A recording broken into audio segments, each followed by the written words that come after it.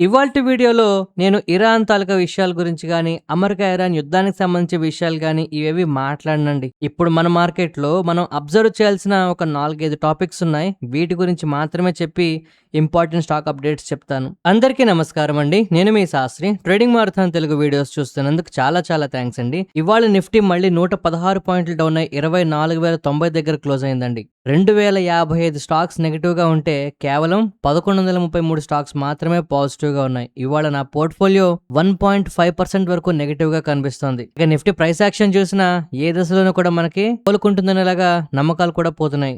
గ్లోబల్‌గా మనకి పాజిటివ్‌గా న్యూస్ ఉన్నా కూడా మన డొమెస్టిక్‌గా మార్కెట్లు మాత్రం నెగెటివ్‌గా మారిపోతున్నాయి. ఈ సెల్లింగ్‌కి కారణం తెలియాలండి. ఎస్పెషల్లీ ఇవాళ సెన్సెక్స్‌లో క్లోజింగ్ టైంలో చాలా పెద్ద మతలబే జరిగిందండి. మీరెవరైనా గమనించారా? సో ఇవాళ సెల్లింగ్ ప్రధానంగా మనకి నిఫ్టీ ఆటో ఎఫ్ఎంసీ సెక్టార్స్ లో కనిపించిందండి. Emami, United Spirits, TVS Motors వంటి స్టాక్స్ లో ఆల్మోస్ట్ 3% ఫాల్ అయితే మనం చూసాం.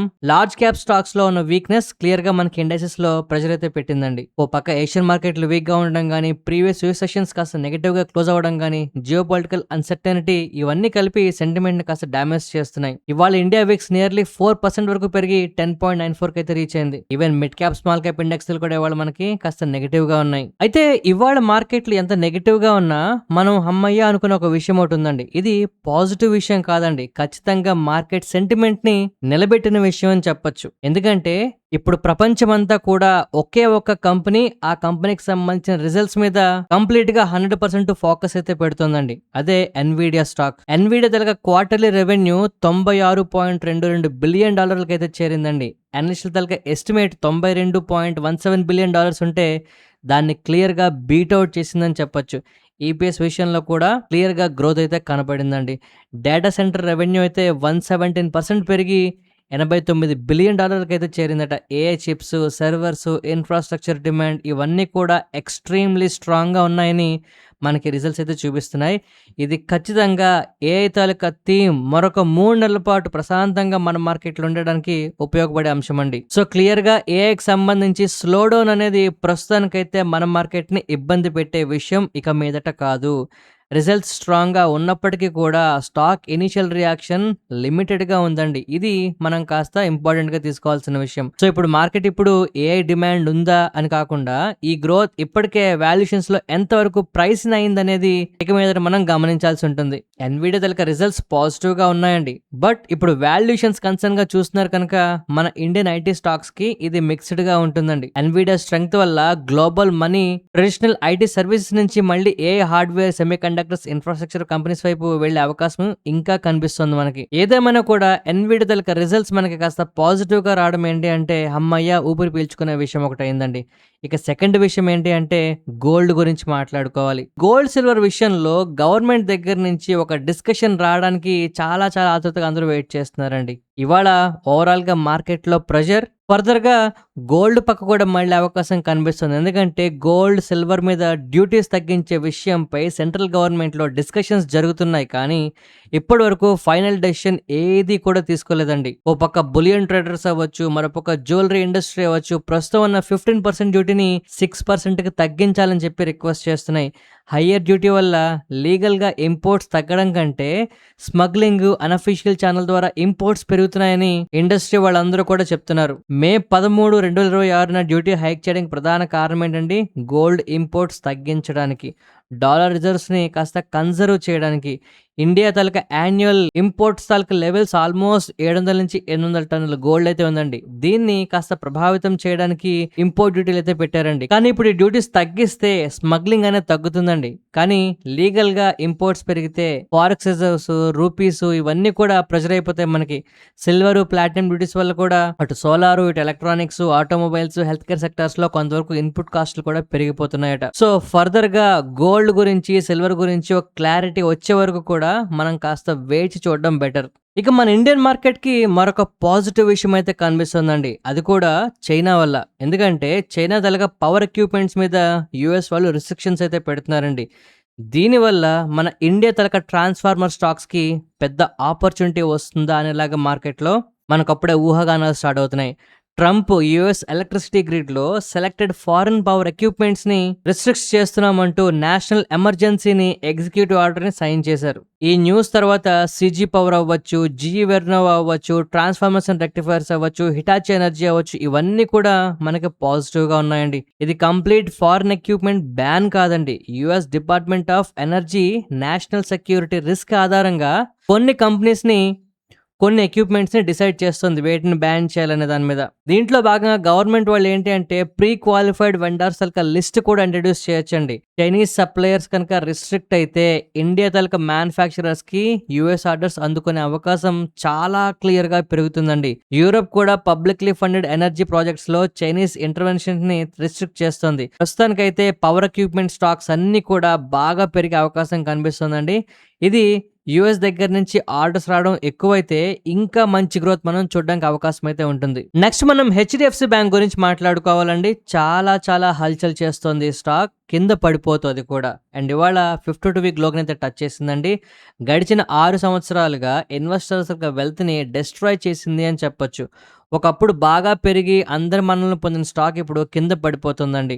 యుఎస్ లో బ్యాంక్ తాలూకా 2 సీనియర్ ఎగ్జిక్యూటివ్స్ మీద సెక్యూరిటీస్ ఫ్రాడ్ క్లాస్ యాక్షన్ అయితే ఫైల్ అయిందండి. జూలై 17, 2023 నుంచి మే 26, 2026 మధ్యన సెక్యూరిటీస్ కొన్న ఇన్వెస్టర్స్ తరపున కేసు అయితే పెట్టారు. Maharashtra state road development corporation చేసిన పేమెంట్ ని మార్కెటింగ్ ఎక్స్పెన్స్ గా అయితే డిస్గైజ్ చేశారని, డిస్క్లోజర్ లో గవర్నెన్స్ లో ల్యాబ్స్ అయితే ఉన్నాయని కంప్లైంట్ అయితే వీళ్ళు చేస్తున్నారండి. అయితే బ్యాంక్ ఎలిగేషన్స్ ని మెరిట్లెస్ గా అని చెప్పింది. యుఎస్ లో షేర్ ప్రైస్ ఫాల్ తర్వాత ఇలాంటి షేర్ హోల్డర్ లాసూట్స్ అనేవి కామన్ అని, ఈ కేసుని మేము విగ్రస్లీ డిఫెండ్ చేస్తామని చెప్పి కంపెనీ అయితే చెప్తోంది. లాసూట్ తో పాటు చైర్పర్సన్ తలక ఎథికల్ డిఫరెన్సెస్ కూడా కొంతవరకు ఈ స్టాక్ అయితే మనకి కింద పడడం కారణంగా కనిపిస్తుందండి. But what ever it is, recent times లో హెచ్డిఎఫ్సి బ్యాంక్ లో చాలా చాలా న్యూస్లు అయితే బయటకు వస్తున్నాయండి. ఒక డైరెక్టర్ రిజైన్ చేయడం, ఆయన ఇచ్చిన స్టేట్మెంట్లు అవ్వడం, ఆ తర్వాత 1 by 1 ఈ విధంగా పడిపోవడం ఏంటి అంటే జనాల్లో నమ్మకం తగ్గుతుంది. కాకపోతే ఆపరేషనల్ పర్ఫార్మెన్స్ ఇంకా పూర్తిగా కొలాప్స్ కాలేదండి. మనం ఈ విషయాన్ని చాలా జాగ్రత్తగా గుర్తుపెట్టుకోవాలి. ఎందుకంటే పెద్ద పెద్ద కంపెనీస్ లో ఒక్కొక్కసారి ఇలాగ అన్వాంటెడ్ సిచ్యువేషన్స్ వస్తాయండి. బట్ ఆ టైంలో బ్యాంక్ తాలూకా ఆపరేషనల్ పర్ఫార్మెన్స్ స్టాండర్డ్ గా ఉంటే రేపు పొద్దున్న గ్రోత్ అనేది కాస్త టైం తీసుకున్న తర్వాత స్పీడ్ గా ఉంటుందండి. ప్రస్తుతానికి ప్రాబ్లం అయితే సెంటిమెంట్ మనకి కంప్లీట్ గా వీక్ గా ఉందండి. గవర్నెన్స్ తలక అన్సర్టెనిటీ కంటిన్యూ అయ్యేలా కనిపిస్తోంది. దీని మీద క్లారిటీ వచ్చే వరకు హెచ్డిఎఫ్సి బ్యాంక్ కొంత జాగ్రత్తగా ఉంటే మంచిది. నెక్స్ట్ మనం ఫెడరల్ బ్యాంక్ గురించి మాట్లాడుకోవాలండి. మీలో ఎంతమందికి గుర్తుందో నాకు తెలీదు. ఫెడరల్ బ్యాంక్ ని, ఐడిఎఫ్సి ఫస్ట్ బ్యాంక్ ని నేను కంపేర్ చేస్తూ ఇంచుమించుగా 70 రూపాయల దగ్గర 100 రూపాయల మధ్యలో కొన్ని వీడియోస్ చేశానండి. ఆ టైంలో ఫెడరల్ బ్యాంక్ మనకి బాగుందనేలాగా మనం మాట్లాడుకున్నాం. అక్కడి నుంచి ఈ స్టాక్ 300 రూపాయలు దాటి కూడా పెరిగిందండి. కానీ ఇప్పుడు ఈ స్టాక్కి మళ్ళీ బ్రేకులు పడే టైం వచ్చిందా అనిపిస్తోంది. ఎందుకంటే ఇప్పటికే సిగ్నిఫికెంట్ గా రీరేటింగ్ అయితే జరిగిందండి. బిజినెస్ తలక గ్రోత్ మొమెంటం ఇంకా స్ట్రాంగ్ గానే కనిపిస్తోంది. వీళ్ళ తలక లోన్ మిక్స్ ని గ్రాడ్యువల్ గా హైయర్ ఈల్డింగ్ సెగ్మెంట్ వైపు అయితే మారుస్తున్నారండి. దీనివల్ల ఫ్యూచర్ లో మార్జిన్ కి సపోర్ట్ అయితే వస్తుంది. అంటే మార్జిన్స్ పెరిగే అవకాశం కనిపించవచ్చు. గ్రాస్ స్లిప్పేజెస్ తగ్గడం కూడా చాలా చాలా మంచి విషయం అండి. అసెట్ క్వాలిటీ కూడా స్టేబుల్ గా ఉంది. కానీ ప్రాబ్లం ఏంటంటే రీసెంట్ టైమ్స్ లో అసెట్ క్వాలిటీ ఇంప్రూవ్ అవుతున్న, పర్ఫార్మెన్స్ స్టేబుల్ గా ఉంటూ ఫర్దర్ గా గ్రోత్ కి ఛాన్స్ ఉందన్న ఈ కంపెనీ యొక్క వాల్యుయేషన్స్ కాస్త ఎక్స్పెన్సివ్ గా మారుతున్నాయండి. జనరల్ గా బ్యాంకుల విషయంలో ఈ ఎక్స్పెన్సివ్నెస్ అనేది చాలా సీరియస్ గా తీసుకుంటారండి. సో ఇక్కడి నుంచి ఫ్యూచర్ లో రిటర్న్స్ రావాలంటే లోన్ గ్రోత్ చాలా చాలా స్ట్రాంగ్ గా ఉండాలి, క్రెడిట్ కాస్ట్లు స్టేబుల్ గా ఉండాలి, బెటర్ మార్జిన్స్ ని కన్సిస్టెంట్ గా డెలివర్ చేయాలండి. ఈ విషయాల్లో ఎక్కడ లోపం వచ్చినా స్టాక్ లో ఫాల్ అనేది గట్టిగా ఉంటుంది. సో ఇక్కడ వస్తున్న గ్రోత్ కన్నా ఏ ఒక్క విషయంలో తప్పు జరిగినా పడిపోవడానికి ఛాన్స్ ఎక్కువ అనేలాగా ఫెడరల్ బ్యాంక్ పరిస్థితి మారుతుందండి. సో దీనివల్ల ఎవరైతే దీన్ని హోల్డ్ చేస్తున్నారో ఖచ్చితంగా స్టాప్ లాసెస్ మెయింటైన్ చేయండి. నెక్స్ట్ మనం పైన్ ల్యాబ్స్ గురించి మాట్లాడుకోవాలండి. పైన్ ల్యాబ్స్ గురించి ఇప్పుడు సోషల్ మీడియాలో కానీ లేదంటే బ్రోకరేజ్ సంస్థలు కానీ చెప్తున్న విషయాలు మీరు గమనించండి. కానీ దీనికి ముందు నేను జెన్యున్గా అడిగే ఒక క్వశ్చన్ ఉందండి. పైన్ ల్యాబ్స్ గురించి మనం డెడికేటెడ్గా వీడియో చేసుకుని ఎన్ని నెలలు అవుతుందండి? మనం ఆ వీడియోలో ఏం మాట్లాడుకున్నాం? ఇప్పుడు ఈ కంపెనీ మంచి ఇన్ఫ్లెక్షన్ పాయింట్గా రెడీగా ఉంది, కొంత బేస్ తీసుకున్న ఫ్యూచర్లో గ్రోత్ ఉంటుంది అంటూ లాంగ్ టర్మ్ ఇన్వెస్టర్లు ఖచ్చితంగా ఇలాంటి కంపెనీస్ని స్టడీ చేయాలంటూ మాట్లాడుకున్నామండి. ఇప్పుడు ఇన్వెస్టిక్ వాళ్ళు దీనికి బై రేటింగ్ ఇస్తూ 200 రూపాయల టార్గెట్ ప్రైస్ అయితే ఇస్తున్నారండి. కాకపోతే ఈ టార్గెట్ ప్రైస్ని పక్కన పెడితే ఈ కంపెనీ దగ్గర ఇప్పుడున్న అసెట్స్ ఏంటి? ఈ కంపెనీ దగ్గరున్న గ్రోత్ ట్రిగ్గర్స్ ఏంటి అంటే 20 లక్షలకు పైగా పాయింట్ ఆఫ్ సేల్స్ టెర్మినల్స్ ఉన్నాయి. ఓవరాల్ పాయింట్ ఆఫ్ సేల్స్ మార్కెట్‌లో అరౌండ్ 17% షేరు ఎంటర్‌ప్రైజ్ మర్చెంట్ సెగ్మెంట్‌లో వీళ్ళకి 60% షేరు ఉన్నది. ఆఫ్‌లైన్ వైట్ గూడ్స్ బీఎన్‌పీఎల్ ట్రాన్సాక్షన్‌లో అరౌండ్ 85% వరకు ఉందండి. గిఫ్ట్ కార్డ్ ప్రాసెసింగ్‌లో అప్రాక్సిమేట్‌లీ 90% వరకు షేర్ వీళ్ళకైతే ఉంది. FY 26 నుంచి నెక్స్ట్ FY 29 మధ్యన వీళ్ళకి రెవెన్యూ CAGR 20% ఉంటుందని, ప్యాట్ మార్జిన్స్‌లో FY 26లో 4% నుంచి FY 29కి 14%కి ఇంప్రూవ్ అవుతుందని ఇన్వెస్టిక్ వాళ్ళు ఇప్పుడు చెప్తున్నారండి. Q1 FY 27లో revenues 20% పెరిగాయండి. ప్రాఫిట్లు 5 కోట్ల నుంచి 20 కోట్లకి క్వాడ్రుపుల్ అయింది. ఇది మనం చాలా జాగ్రత్తగా ఫాలో అప్ చేయాల్సిన విషయం అండి. అయితే ఈ కంపెనీకి రిస్క్‌లు ఏం లేవా అంటే ఉంటాయండి. బట్ ఒకటి మాత్రం గుర్తుపెట్టుకోండి. కంపెనీ తాలూకా బిజినెస్ ఫండమెంటల్‌గా ఇంప్రూవ్ అవుతున్న స్టాక్ ప్రైస్‌లో మాత్రం రికగ్నిషన్ రాట్లేదు. అంటే ఇక్కడ మనం క్లియర్‌గా అర్థం చేసుకోవాల్సింది ఏంటి అంటే కంపెనీ తాలూకా బిజినెస్ బావుందండి. ప్రాఫిట్ ఇప్పుడిప్పుడే పెరగడం స్టార్ట్ అవుతోంది. బట్ ఓవరాల్‌గా కంపెనీకి 20,000 కోట్ల మార్కెట్ క్యాప్ ఉంటే అప్రాక్స్‌గా వీళ్ళకి రీసెంట్‌గా వచ్చిన ప్రాఫిట్ 20 కోట్లు మాత్రమే. ఆఫ్‌కోర్స్ అది 4 రెట్లు పెరిగినా కూడా ప్రస్తుతానికి ఈ ప్రాఫిట్‌లో సస్టైనబిలిటీ కోసం మార్కెట్ చూస్తుందండి. ఇది కనుక మనం ఫాలో అప్ చేయగలిగితే అంటే ప్రాఫిటబిలిటీ కనుక సస్టైనబుల్‌గా ఇక్కడి నుంచి పెరిగితే ఖచ్చితంగా ఇది మంచి వెల్త్ ఫ్యూచర్‌లో జనరేట్ చేయడానికి అడుగులు పడినట్టే. బట్ అది పడతాయా? పడవా? అనేది మనం విత్ టైమ్‌తో ఫాలో అప్ చేస్తేనే తెలుస్తుందండి. బిజినెస్ పరంగా నేను మళ్ళీ చెప్తానండి. ఫ్యూచర్‌లో బిజినెస్‌లు పెరిగి వెల్త్ జనరేట్ చేస్తాయి అంటే అలాంటి బిజినెస్‌ల గురించి మనం తప్పకుండా మాట్లాడతాం. ప్రతి వీకెండ్ వచ్చే వీడియోస్‌ని మిస్ అవ్వకుండా చూడండి. నెక్స్ట్ మనం అదానీ ఎంటర్‌ప్రైజెస్ గురించి మాట్లాడుకోవాలండి. ఈ స్టాక్ 3,150 దగ్గర ట్రేడ్ అవుతుంటే మోతీలాల్ ఓస్వాల్ మాత్రం దీనికి 3,850 రూపాయల టార్గెట్ ప్రైస్ అయితే ఇస్తున్నారండి. అంటే ఇక్కడ నుంచి అప్రాక్స్‌గా తీసుకుంటే 23-25% పెరిగే ఛాన్స్ ఉంది అని చెప్పి వీళ్ళు మాట్లాడుతున్నారు.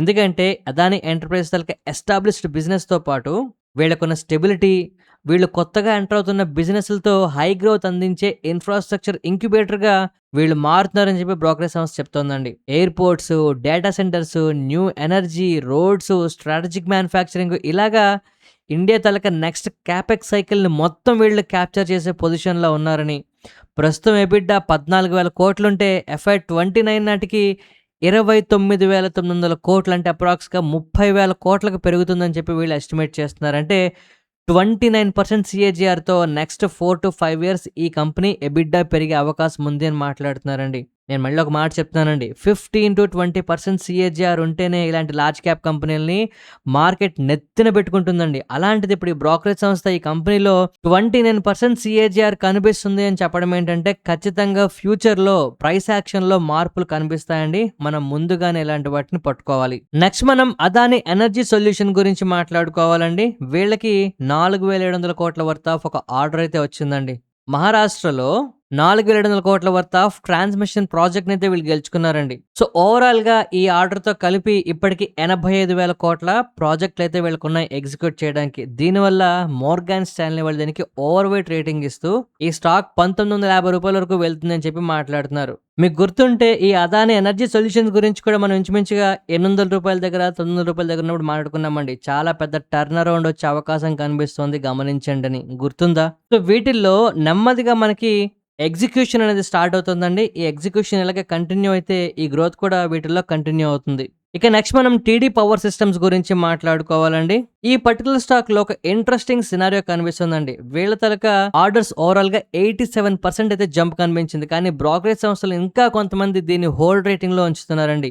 గ్లోబల్ AI అలాగే డేటా సెంటర్ పవర్ డిమాండ్ వల్ల gas engine, gas turbine generators కి స్ట్రాంగ్ డిమాండ్ అయితే కనిపిస్తుందండి. ఎక్స్పోర్ట్స్ మీడియం టర్మ్ లో కీ గ్రోత్‌ని అయితే వీళ్ళు నమోదు చేయబోతున్నారు. సో ఇక్కడ బ్రోకరేజ్ సంస్థలు ఏం చెప్తున్నారు అంటే డిమాండ్ బాగున్న, ఇండస్ట్రీ టెయిల్ విండ్స్ ఉన్న ఈ కంపెనీలో వస్తున్న గ్రోత్ ఎలా ఉంది అంటే 2028లో 2027లో ఏదైతే గ్రోత్ రావాల్సిందో ఆ గ్రోత్ ఆల్రెడీ ప్రైస్‌లో కనిపిస్తోందనేలాగా వీళ్ళు మాట్లాడుతున్నారండి. అంటే ఈ స్టాక్‌లో మనకి బేస్ అనేది ఇక్కడ ఫార్మ్ అవ్వాలి. సో ప్రైస్ యాక్షన్ పరంగా మనం కనుక చూసుకుంటే ఇక్కడి నుంచి మనకి బ్రేక్‌ఔట్స్ అనేవి మాక్సిమం ఫెయిల్ అవ్వడానికి అవకాశం ఉంటుందండి. సో ఫ్యూచర్‌లో ఎవరైనా ఇలాంటి స్టాక్స్‌లో ఇన్వెస్ట్‌మెంట్ చేద్దాం అనుకుంటే ఆచితూచి అడుగు వేయాలండి. ఇది పడిపోతుందని చెప్పడం నా ఉద్దేశ్యం కాదు. కొనండి పెరుగుతుందని చెప్పడం నా ఉద్దేశ్యం కాదండి. ఇప్పుడు మార్కెట్‌లో ఉన్న సిట్యుయేషన్ ఏంటి? ఈ స్టాక్‌లో గ్రోత్ అనుకున్న దానికన్నా ఎక్కువ కనిపిస్తుంది. బిజినెస్‌లో ఉండాల్సిన గ్రోత్ కన్నా ఎక్కువ గ్రోత్ స్టాక్ ప్రైస్‌లో కనిపిస్తుందట. అందువల్ల కన్సాలిడేషన్ ఉంటుంది. కన్సాలిడేషన్ ఎందుకు అంటే ఓవరాల్‌గా ఇండస్ట్రీలో గ్రోత్ ఇంకా ఎక్కువ వస్తుందండి. ఆ గ్రోత్ రావడానికి కొంచెం టైం పడుతుంది. ఈలోపు ఈ స్టాక్ కన్సాలిడేషన్‌లో ఉంటే మంచిదనేలాగా నాకైతే పరిస్థితులు అర్థమవుతున్నాయి. సో, ఎవరైతే హోల్డ్ చేస్తున్నారో స్టాప్ లాస్ అప్డేట్ చేసుకోండి. నెక్స్ట్ మనం ఇమాజికా వరల్డ్ గురించి మాట్లాడుకోవాలండి. లాస్ట్ 5 సెషన్స్‌లో 26% ర్యాలీ వచ్చిందండి. ఓవరాల్‌గా ఈ కంపెనీ యొక్క ఎక్స్‌పాన్షన్ స్టోరీలో ఇంకా అప్‌సైడ్ ఉందా అని చెప్పి చాలా మంది క్వెషన్స్ అయితే అడుగుతున్నారు. ఇక్కడ మీరు గుర్తుపెట్టుకోవాల్సింది ఏంటంటే రీసెంట్ టైమ్స్‌లో ప్రైస్ యాక్షన్ పరంగా టెక్నికల్‌గా బ్రేక్‌ఔట్ లెవెల్స్‌కి దారితీస్తుందండి.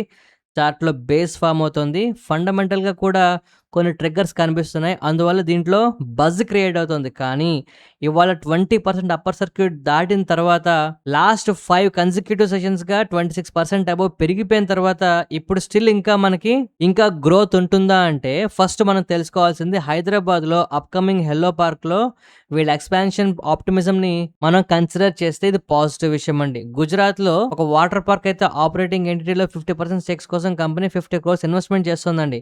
ఇది కూడా పాజిటివ్ విషయం అండి. బ్రోకరేజ్ సంస్థలు కూడా టార్గెట్‌ని అయితే పెంచుతున్నారు. బట్ బ్రోకరేజ్ సంస్థలు మాక్సిమం ఇస్తున్న టార్గెట్ రూ. 62 స్టాక్ ప్రైస్ ఆల్రెడీ అక్కడికి చేరింది. అంటే ఆల్మోస్ట్ వాల్యూ అన్‌లాక్ అయిపోయింది అని మనం చెప్పొచ్చు. సో, ఇటువంటి టైముల్లో ఇలాంటి స్టాక్స్‌ని చేస్ చేస్తే దెబ్బలు తగిలే అవకాశం ఉంటుందండి. సో, కంపెనీ ఫర్దర్‌గా ఎలాంటి గ్రోత్‌ని ప్రొవైడ్ చేస్తుందనేది ఇప్పటికో క్లారిటీ ఉంది. సో, అవి జరగడానికి కొంత టైం పడుతుందండి. స్టాక్ ప్రైస్‌ని ఎవరైతే రీసెంట్ టైమ్స్‌లో పికప్ చేసి ఫాలో అప్ చేస్తున్నారో స్టాప్ లాస్ అయితే కంపల్సరీగా మెయింటైన్ చేయాలి. నెక్స్ట్ మనం హ్యాపీయెస్ట్ మైండ్స్ గురించి మాట్లాడుకోవాలండి. ఇవాళ 6% అబోవ్ ఈ స్టాక్ కింద పడిపోవడం గమనిస్తున్నాం. కారణం ఏంటి అంటే ప్రమోటర్లు వాటాలు అమ్ముతున్నారండి. అయితే ఈ ప్రమోటర్లు అమ్ముతున్న వాటాల్ని ఐటీసీ ఇన్ఫోటెక్ ప్రమోటర్లు స్టేక్ కొనుగోలు చేయొచ్చని చెప్పి మనకి సిఎన్బిసిలో న్యూస్ అయితే రిపోర్ట్ వచ్చింది. ఇది అప్రాక్స్‌గా 400 కోట్ల వర్త్ ఆఫ్ డీల్ అండి. అయితే ఈ డీల్ ప్రైస్ ఏంటి అంటే మార్కెట్ వాల్యూ కన్నా తక్కువ కొనడం ఏంటంటే స్టాక్ మీద కాస్త నెగెటివ్‌గా సెంటిమెంట్ అయితే వీక్ అయిపోతుంది. ఇదే సెల్లింగ్‌కి ప్రధానమైన కారణం. కాకపోతే ప్రాబ్లం ఏంటంటే ఇవన్నీ కూడా మీడియాలో వస్తున్న రిపోర్ట్స్ మాత్రమేనండి. ఫైనల్ బోర్డ్ అప్రూవల్ ఏంటనేది ఆ అఫీషియల్ ట్రాన్సాక్షన్స్ ఏంటనేవి మనం పూర్తిగా చూస్తే గానీ పూర్తిగా కామెంట్ చేయడానికి లేదు. నెక్స్ట్ మనం స్కిప్పర్ గురించి మాట్లాడుకోవాలండి. వీళ్ళకి 1300 కోట్ల వర్త్ ఆఫ్ పవర్ ట్రాన్స్మిషన్ ఆర్డర్లు అయితే వచ్చాయి. ఈ న్యూస్ కారణంగా ఈ స్టాక్ మనకి పాజిటివ్ గా కనిపిస్తుందండి. ఖచ్చితంగా దీన్ని ట్రాక్ చేయండి. ఇక నిఫ్టీ 50 గురించి మాట్లాడుకుంటే క్లియర్ గా 24,000 అనేది మనకి ఒక మేజర్ లెవెల్ అండి. ఇవాళ క్లోజింగ్ ప్రైస్ ప్రకారం చూసుకుంటే ఒక 100 పాయింట్ల మీద మనం అయితే ఉన్నాం. బట్ 24,000 అనేది మోస్ట్ ఇంపార్టెంట్ సపోర్ట్ లెవెల్. ఇది కనుక బ్రేక్ డౌన్ అయితే మాత్రం ఇబ్బందిగా ఉంటుందండి పరిస్థితి. మార్కెట్‌లో పరిస్థితి చూస్తుంటే రోజుకి మనకి వీక్‌నెస్ అయితే పెరుగుతుందండి. ఇది పాజిటివ్ సైన్ అయితే అస్సలు కాదు. ఖచ్చితంగా మార్కెట్‌లో ఇక్కడి నుంచి మనకి ఐదర్ స్టెబిలిటీ అయినా ఉండాలి. లేదు అంటే రికవరీ అయినా ఖచ్చితంగా రావాల్సిన పరిస్థితులు కనిపిస్తున్నాయండి. లేదంటే వీక్‌నెస్ బాగా ఎక్కువయ్యే సిట్యుయేషన్స్ మనకి రావచ్చు. సో, అంతా మంచి జరగాలని ఆశిద్దామండి. 24,000 అనేది ఒక లక్ష్మణ్ రేఖ లాంటిది. ఇప్పుడు మనకి పాజిటివ్‌గా ఉండేలాగా జరగాలని ఆశిద్దాం. ఇక్కడ ఇంతకన్నా మాట్లాడడానికి నాకైతే ఛాన్స్ లేదండి. మార్కెట్‌లో ప్రైస్ యాక్షన్ చూస్తున్నా, ఓవరాల్‌గా మార్కెట్ బ్రెడ్త్ చూస్తున్నా కంప్లీట్‌గా మనకి వీక్‌నెస్ అనేది ఎక్కువ కనిపిస్తుంది. Let's hope for the best. ఆ ఒక్క మాట నేను చెప్పగలను. ఎవరైనా పొజిషన్స్ క్యారీ ఫార్వర్డ్ చేద్దాం అనుకునే వాళ్ళు కొంత జాగ్రత్తగా ఉండడం మంచిది. ఈ వీడియో నచ్చితే తప్పకుండా లైక్ చేయండి. ఎవరికైనా ఉపయోగపడుతుందంటే మీ ఫ్రెండ్స్, కొలీగ్స్ అందరికీ షేర్ చేసి మన వీడియోస్‌ని మరింత మందికి చేరువయ్యేలాగా హెల్ప్ చేయండి. ఈ హెల్ప్ చేస్తారని ఆశిస్తూ మరొక మంచి వీడియోతో కలుద్దామండి. ధన్యవాదాలు.